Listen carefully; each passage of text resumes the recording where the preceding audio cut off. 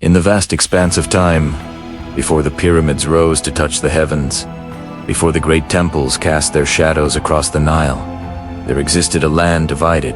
Upper and Lower Egypt stood as separate kingdoms, each with their own rulers, their own gods, and their own dreams of dominion. But one man would change everything.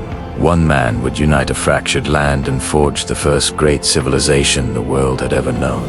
His name was Narmer, and this is his story. The year was approximately 3100 before the Common Era. The Nile Delta stretched like fingers into the Mediterranean, fertile and lush, controlled by the kings of Lower Egypt who wore the red crown. To the south, the harsh and unforgiving deserts bracketed the narrow strip of green along the river. And here the kings of Upper Egypt ruled, wearing the white crown, the head. For generations, these two kingdoms had existed in an uneasy balance, sometimes trading, sometimes warring, but always separate. Narmer was born into the ruling family of Upper Egypt, in a time when the world was still young and the boundaries between myth and history blurred like heat waves over sand. From his earliest days, he was trained in the arts of war and kingship. He learned to draw the bow, to throw the spear, to command men in battle. But he also learned something far more valuable. He learned to see beyond the immediate, to envision a future that others could not imagine. The palace at Hierakonpolis, the ancient capital of Upper Egypt, was his childhood home. Its mud brick walls rose thick and strong against potential invaders. And within its courtyards, young Narmer studied the wisdom of the priests and the strategies of the generals. The priests taught him that he was descended from the gods themselves, that the divine blood of Horus flowed through his veins. This was not merely political propaganda. In those ancient times, the line between the human and divine was God, and the king was truly seen as a living god, the intermediary between heaven and earth. As Narmer grew into manhood, the political situation in the two lands grew increasingly unstable. The kings of Lower Egypt had grown wealthy from trade with distant lands across the Mediterranean. Their cities thrived, their granaries overflowed, and they began to look south with ambitious eyes. Simultaneously, Upper Egypt faced increasing pressure from Nubian tribes to the south, raiders who coveted the riches of the Nile Valley. Something had to change. The old order was crumbling. When Narmer's father died, the young prince ascended to the throne of Upper Egypt. He was perhaps 20 years old, strong and intelligent, but untested in the crucible of true leadership. The nobles watched him carefully, wondering if this young king had the strength to hold the kingdom together, let alone expand it. The priests performed the ancient rituals, anointing him with sacred oils, placing upon his head the white crown of Upper Egypt, the hejet, tall and conical, gleaming in the Egyptian sun. But Narmer had a vision that extended far beyond simply maintaining the status quo. He had spent his youth studying the maps, consulting with traders and travelers, learning about the wealth and power of Lower Egypt. He understood that a unified Egypt would be stronger than either kingdom alone, that together they could resist any threat, dominate any trade route, and build something eternal. The question was not whether to unite the two lands. The question was how. Narmer began by consolidating his power in Upper Egypt. He traveled throughout his kingdom, visiting every nome, every district, ensuring the loyalty of the local governors and nobles. He was generous to those who supported him, ruthless to those who opposed him. He understood that to conquer Lower Egypt, he would need Upper Egypt absolutely united behind him. There could be no dissent, no rebellion at his back. While he marched north, he also began a systematic program of military preparation. The army of Upper Egypt was expanded and reorganized. New weapons were forged, new tactics developed. Narmer personally oversaw training exercises, sometimes joining his soldiers in their drills, earning their respect and loyalty through shared hardship. He knew that when the time came for war, his men would need to be not just willing, but eager to follow him into battle. The priests of Horus were his most valuable allies in this endeavor. They proclaimed that the unification of the two lands was the will of the gods themselves, that Horus, the falcon god, had chosen Narmer as his instrument on earth. Religious fervor swept through Upper Egypt. The coming war was framed not as a conquest, but as a sacred mission, a divine mandate. The soldiers believed they were fighting not just for their king, but for the gods themselves. As the seasons passed and preparations continued, Narmer sent emissaries north to Lower Egypt. These were not peace missions, exactly, but rather opportunities for intelligence gathering. His spies reported back on the strength of the northern armies, the disposition of the fortifications, the political divisions among the nobles of Lower Egypt. Narmer studied these reports obsessively, searching for weaknesses, for opportunities. The catalyst for war came in an unexpected form. A dispute over water rights in the border regions escalated into violence. Farmers from Upper Egypt clashed with those from Lower Egypt. Blood was spilled. Both kingdoms demanded justice, compensation, recognition of their claims. Negotiations were attempted but failed. The stage was set for a larger conflict. Nama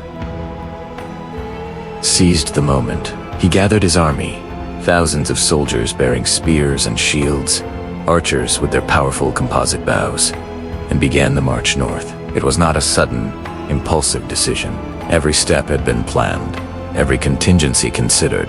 The army moved with purpose and discipline, a force of nature flowing north along the Nile like the river's annual flood. The first battles were fought in the border regions.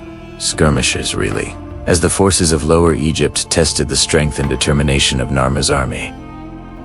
They found both formidable. Narmer proved to be not just a capable administrator, but a brilliant military commander. He used the terrain to his advantage, deployed his forces with cunning, and struck with devastating precision. Village after village, town after town fell to his advancing army. News of Narmer's victories spread throughout both kingdoms. In Upper Egypt, there was jubilation. The priests declared that the gods were smiling upon their king.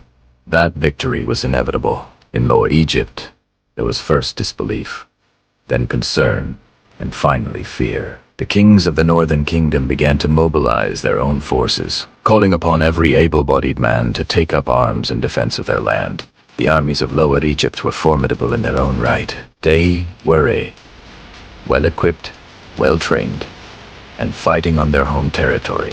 They had the advantage of defensive positions, fortified cities, and supply lines that stretched back to the wealthy Delta region. By all conventional wisdom, they should have been able to halt Narmer's advance. But Narmer was no conventional opponent. He understood that war was as much psychological as physical. Before each major battle, he ensured that his enemies heard tales of his invincibility, of his divine favor, of the terrible fate that awaited those who opposed him. He used terror as a weapon, not indiscriminately, but strategically, to weaken the resolve of his opponents before the fighting even began. The decisive battle came at a location whose exact site has been lost to history. Somewhere in the region between the two lands, tens of thousands of soldiers faced each other across a dusty plain. The air shimmered with heat and tension. On one side stood the combined forces of Lower Egypt, desperate to halt the southern invader. On the other stood Narmer's army, hardened by months of campaigning, confident in their king and their cause. Narmer himself led from the front, a tradition that would be followed by warrior pharaohs for centuries to come. He wore the white crown of Upper Egypt and carried a great mace, a weapon that would become symbolic of royal power in Egypt. As the battle began, he was everywhere, rallying his troops, leading charges, his presence on the battlefield worth 1,000 ordinary soldiers. The battle raged throughout the day, the clash of bronze on bronze, the cries of the wounded, the commands of officers trying to maintain formation in the chaos of combat. The sun beat down mercilessly, and men fought and died in the dust of Egypt. But as the day wore on, the superior discipline and tactics of Narmer's army began to tell. The formations of Lower Egypt began to waver, then break. By sunset, it was over. The army of Lower Egypt was shattered, scattered across the battlefield and fleeing north toward the Delta. Narmer had won his decisive victory, but he was wise enough to know that the battle was not the war. Conquering territory was one thing. Holding it, administering it, and winning the loyalty of its people was quite another. He pursued the retreating army, but did not slaughter them indiscriminately. Instead, he offered terms. Soldiers who laid down their arms would be spared. even welcomed into his own forces. Nobles who swore loyalty to him would retain their lands and positions. It was a calculated policy designed to make the conquest as painless as possible for the conquered, to turn enemies into subjects, and eventually into supporters. The cities of Lower Egypt fell one by one. Some resisted and were besieged. Others opened their gates without a fight, recognizing the inevitable. Narmer was generous in victory to those who submitted willingly, harsh to those who forced him to fight for every brick and stone. The message was clear. Resistance was futile and costly. Cooperation was rewarded. The final objective was the city of Pe, one of the great centers of Lower Egypt, sacred to the goddess Wajet, the cobra deity. The city's fall would be symbolic as well as strategic. Narmer laid siege to the city, surrounding it with his army, cutting off all supply routes. Inside, the defenders debated their options. They could fight to the last man, they could attempt to negotiate, or they could surrender unconditionally. In the end, pragmatism won out. The gates of Pe opened, and a delegation of nobles and priests emerged, bearing gifts and offering submission. They laid the red crown of Lower Egypt at Narmer's feet, acknowledging him as their king. It was a moment that would echo through 3,000 years of Egyptian history. The two lands were now one, but Narmer understood that symbols mattered. He could not simply impose his will on Lower Egypt through force alone. He needed to legitimize his rule, to make it acceptable, even inevitable in the eyes of his new subjects. And so, he did something remarkable. Rather than discarding the red crown of Lower Egypt as a trophy of conquest, he incorporated it into his own regalia. The double crown was born. Combining the white crown of Upper Egypt and the red crown of Lower Egypt into a single, powerful symbol of unified rule. When Narmer wore this crown, he was making a statement. He was not just the conqueror of Lower Egypt, but the legitimate ruler of both kingdoms, the king of Upper and Lower Egypt, the lord of the two lands. He established a new capital at Memphis, strategically located at the junction between Upper and Lower Egypt, neither truly in the north nor the south, but at the place where the two kingdoms met. It was a brilliant choice, a physical manifestation of unity. From Memphis, he could govern both regions, and the city itself would grow to become one of the greatest cities of the ancient world. Narmer then embarked on a tour of his unified kingdom, showing himself to his people, performing the rituals and ceremonies that legitimized his rule in the eyes of both regions. In Upper Egypt, he honored the traditional gods and maintained the old customs. In Lower Egypt, he did the same, demonstrating that he was not there to erase their culture, but to unite it with his own. The priests of both kingdoms were crucial to this process. Narmer was generous to the temples, lavishing gifts of gold and land, building new sanctuaries, and supporting the cults of all the major deities. In return, the priests proclaimed his divine right to rule, incorporated his name into the religious festivals, and taught the people that the unification was the will of the gods. But symbols and ceremonies were not enough. Narmer had to create an administrative structure that could govern this newly unified state. He divided the kingdom into nomes, districts each governed by an nomarch responsible for tax collection, justice, and public works. These nomarchs reported directly to the king, creating a centralized system of government that was revolutionary for its time. He also established a standardized system of taxation and trade, with each unified. Commerce could flow freely up and down the Nile without the barriers and conflicts of the old divided kingdoms. The economy flourished. Grain from the delta fed the south, while gold and precious stones from the south enriched the north. Egypt began to grow wealthy and powerful. To commemorate his achievements, Narmer commissioned a ceremonial palette, a flat stone carved with reliefs depicting his conquest of Lower Egypt. This palette, which would survive for more than 5,000 years, is one of the most important artifacts from ancient Egypt. On one side it shows Narmer wearing the white crown of Upper Egypt, smiting an enemy. On the other, he wears the red crown of Lower Egypt, inspecting the bodies of beheaded foes. The imagery is brutal, unflinching in its depiction of violence, but it serves a purpose. It proclaims Narmer's power, his divine authority, and the completeness of his victory. It is propaganda in stone, a message to future generations that this was the man who united Egypt, who brought order out of chaos, who founded the state that would last for millennia. The years following the unification were a time of intense activity.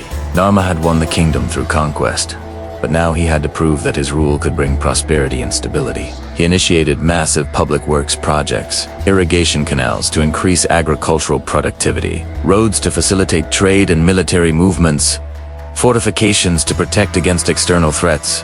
He also began the tradition of monumental architecture that would define Egypt for ages to come. While he did not build the Great Pyramids, those would come centuries later, he did construct impressive tombs and temples. His own tomb at Abydos was substantial for its time, a precursor to the grand royal tombs that would follow. It contained multiple chambers, filled with goods for the afterlife, demonstrating the emerging belief in a complex existence beyond death. The king's court at Memphis became the center of Egyptian culture and power. Scribes developed and refined a hieroglyphic writing system, recording the king's decrees, keeping accounts of taxes and trade, and beginning to record the history of the dynasty. These scribes were the intellectuals of their age, and their work would preserve knowledge and maintain the administrative machinery of the state. Narmer was not content simply to rule Egypt. He wanted to expand its influence. He sent expeditions south into Nubia, seeking gold and exotic goods. He dispatched traders north and east, establishing commercial relationships with the cities of the Levant and Mesopotamia. Egyptian goods began to appear in distant markets, and Egypt's reputation as a wealthy and powerful kingdom spread throughout the known world. But with success came challenges. Governing a unified Egypt required constant vigilance. There were always those who chafed under central authority, nobles who resented their loss of independence, regions that threatened to break away. Narmer had to balance generosity with firmness, rewarding loyalty while ruthlessly suppressing any hint of rebellion. There were also external threats. The deserts to the east and west were inhabited by nomadic peoples who periodically raided the settled lands of the Nile Valley. To the northeast, the kingdoms of Canaan eyed Egypt's wealth with envious eyes. Narmer had to maintain a strong military presence, not just to conquer, but to defend what he had won. As he aged, Narmer began to think about succession. He had sons, and he needed to ensure that the kingdom he had built would survive his death. He began to involve his eldest son in the governance of the realm, teaching him the skills of kingship, introducing him to the nobles and priests, preparing him to take the throne when the time came. The concept of divine kingship became ever more elaborate during Narmer's reign. He was not merely a ruler, but a living god, the earthly embodiment of Horus, the falcon deity. When he died, he would join the gods in the afterlife, becoming one with Osiris, the lord of the underworld. This religious framework provided powerful legitimacy for the pharaonic system and would endure for thousands of years. Narmer also established many of the rituals and ceremonies that would characterize the pharaonic office. The Set Festival, a ritual of royal renewal, may have had its origins in his reign. The ceremonial smiting of enemies, depicted on the Narmer Palette, became a standard motif in royal iconography. The very concept of the pharaoh as the guarantor of Mat, order, truth, justice can be traced back to this founding era. In his later years, Narmer could look out from his palace at Memphis and see a kingdom transformed. Where once there had been division, there was now unity. Where there had been petty kingdoms squabbling over water rights, there was now a centralized state with the resources to undertake great projects. The foundations of Egyptian civilization had been laid, but he remained humble before the gods, or at least maintained the appearance of humility. He continued to perform the religious rituals, to honor the deities of both Upper and Lower Egypt, to present himself as the servant of divine will rather than merely an ambitious conqueror. This religious dimension of his rule was not mere sin. In the mindset of the ancient world, the political and the divine were inseparable. When death finally came for Narmer, it was the end of a man, but not the end of what he had created. His son succeeded him smoothly, continuing the dynasty. The system of government Narmer had established continued to function. The unified Egypt he had forged remained intact. In death, as in life, he had proven himself to be more than just a warrior or a conqueror.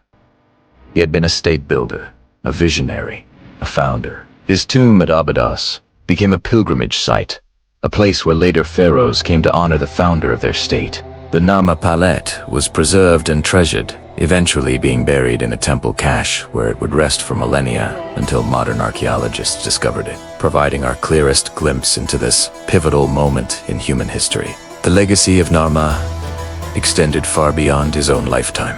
The unified Egyptian state he created would last, in one form or another, for more than 3,000 years. It would build the pyramids, carve the temples of Luxor and Karnak, produce the treasures of Tut, and leave behind a cultural legacy that still captivates the world today. But at the beginning, there was Narmer, a man who dreamed of unity and had the vision, courage, and ruthlessness to make that dream reality.